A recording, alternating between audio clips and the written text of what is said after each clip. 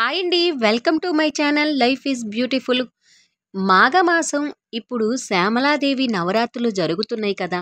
ఇప్పుడే కాదండి, ప్రతిరోజు ఒక్కసారైనా ఈ అమ్మవారి ప్రార్థన మనం అమ్మవారి ముందు అంటే మన పూజా మందిరంలో ప్రతిరోజు ఒక్కసారి పాడినా చాలండి.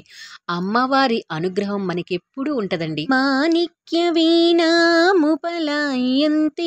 మదాలసం మంజుల వాగ్విలాసం మాహేంద్రలీలాద్యుతి కోమలాంగి మాతాంగ కన్యా మనసా స్మరామి మాతాంగ కన్యా మనసా స్మరామి చతుర్భుజే చంద్రకళావతంసే కుచోన్నతే కుంకుమరాగసూనే పుండ్రీక్షు పాశంకుశ పుష్పబాణహస్తే నమస్తే జగదేకమాతః నమస్తే జగదేకమాతః మాతా మరకతశ్యామా మాతాంగీ మధుశాలిని కురియత్ కటాక్ష కళ్యాణి కదంబవనవాసిని జయ మాతాంగతనయే జయ లీలోత్పలద్యుతే జయ సంగీత రసికే జయ లీలా సుఖప్రియే జయ లీలా సుఖప్రియే శ్యామలాదేవి నమో నమః. శ్యామలాదేవి అమ్మవారి ప్రార్థన పాడామా అని అనుకోకుండా అందులోని అర్థాలు ఏ శ్లోకమైనా ఏ పాటైనా మనం కొంచెమైనా అర్థం తెలుసుకుని పాడినప్పుడే అమ్మ మన ఎదురు కూర్చుంది, మన ముందు అమ్మ కూర్చుంది అనే అనుభూతి ఆ అనుభూతి ఖచ్చితంగా కలుగుతుందండి.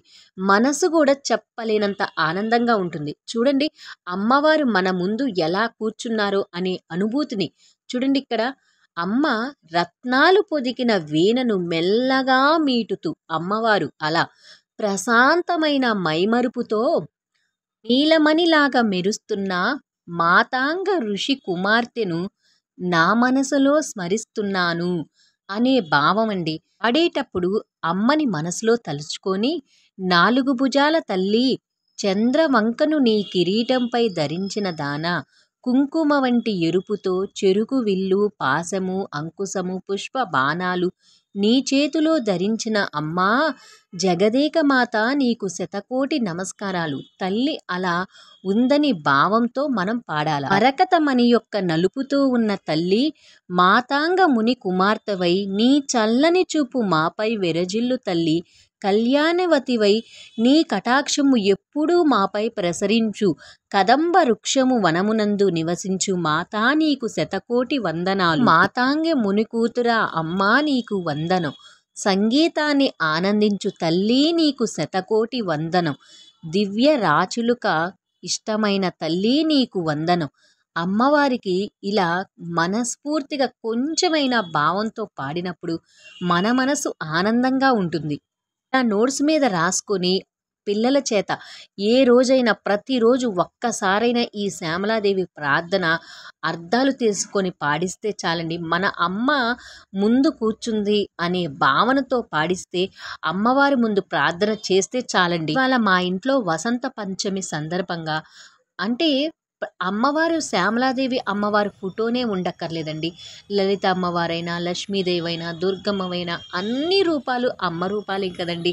మనస్ఫూర్తిగా తలుచుకొని అంటే శ్లోకాలు కానీ కనకదార సూత్రం కానీ ఇంకా ఏ నామాలైనా మంత్రాలైనా అసలు ఒక్క మాటలో చెప్పాలంటే మనం శ్రీరామ అన్న ఓం నమశివాయ అన్న శ్రీ మాత్రే నమః అన్న పంచాక్షరి నామాలైనా ఎంత శక్తివంతమైన నామాలైనా కనీసం ఒక్క 5 నిమిషాలు కళ్ళు మూసుకొని మన మనసుతో చూసి మనకు నచ్చిన భగవంతుని తలుసుకొని మన కళ్ళల్లో చూసినప్పుడే మనం చేసే భక్తి పరిపూర్ణంగా 100% ఫలితం వస్తుందండి. అంటే ఎలా అంటే గది మొత్తం చీకటిగా ఉన్నప్పుడు ఒక్క దీపం వెలిగిస్తే ఆ ఇల్లు ఎంత ఎలుతురు వస్తుందండి. అంతే కదా, ఎంత చీకటిగా ఉన్నా ఒక్క దీపం వెలిగిస్తే ఎంత ఎలుతురు వస్తుంది. అలాగే మన లైఫ్లో ఎన్ని కష్టాలు వచ్చినా అమ్మవారి అనుగ్రహం మనపై ఉంటే అమ్మవారి అనుగ్రహం మనకు కావాలని ఎప్పుడు ఆ ఆలోచనతోనే మనం పూజ కానీ ఏదైనా మనం మనస్ఫూర్తిగా తలుచుకునే అమ్మవారిని ప్రార్థించాలండి. అంటే నేను పొందిన అనుభూతిని మీరందరూ పొందాలని, అలాంటి భావంతోనే మనస్ఫూర్తిగా పూజ చేయాలని ఈ వీడియో చేశానండి. మనం అమ్మవారికి ఎన్నో నామాలు ఎంతగానో చేస్తాం కదా!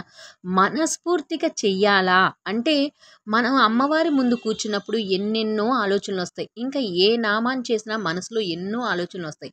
అంటే మనం అమ్మని గాని, ఆ భగవంతుడి దగ్గర కూర్చున్నప్పుడు ఏమని అడగాలా అనేది ఒక చిన్న కథదండి. ఈ కథ మీరు ఎక్కడా స్కిప్ చేయకుండా చూస్తే మనస్ఫూర్తిగా ఆ భగవంతుల్ని మన మనసులో ఉంచుకొని అన్ ఏమని అడగాలా అనేది ఈ కథ ద్వారా మీకు 100% అర్థమైద్దండి. సరే. ఒక ఊరిలో ఒక రాజుగారు ఉండేవారు. ఆ రాజుగారు ఆ ఊరి ప్రజలందరికీ ఏమని చెప్పారంటే, మీరు రేపు అంటే రాజభవనంలోకి వచ్చి నేను ఒక తలుపు తీయగానే మీకు ఏమందినా అంటే ఎవరికి ఏమందినా అక్కడ ఏమి దొరికినా మీవే. అంటే వజ్ర వైడూర్యాలు, బంగారం, వస్తువులు, బట్టలు ఇంకా ఏమి దొరికినా మీకు ఒక్కొక్కరికి ఏది దొరికినా మీదే అని ఆ రాజుగారు రేపు మరుసటి రోజు మీరు మా రాజభవనానికి అందరూ రాండి అని అలా రాజుగారు చాటింపేశారు. ఆ ఊరు ప్రజలంతా ఆతృతి. అంటే రేపు అక్కడికి వెళ్ళాలా, మనకి ఏం దొరికిద్ది, ఏం తెచ్చుకోవాలా, అసలు వజ్ర వైడూర్యాలా, బంగారాలా, బట్టలా ఇంకా ఏమి దొరికినా తెచ్చుకోవాలని ఆ రాజుగారు చెప్పిన మాటకి అక్కడ ప్రజలందరూ ఆతృతతో ఆ రాజభవనానికి వెళ్ళారు. రాజభవనానికి వెళ్ళగానే తలుపెప్పుడు తీస్తారా అని ఆలోచన. ఆహా!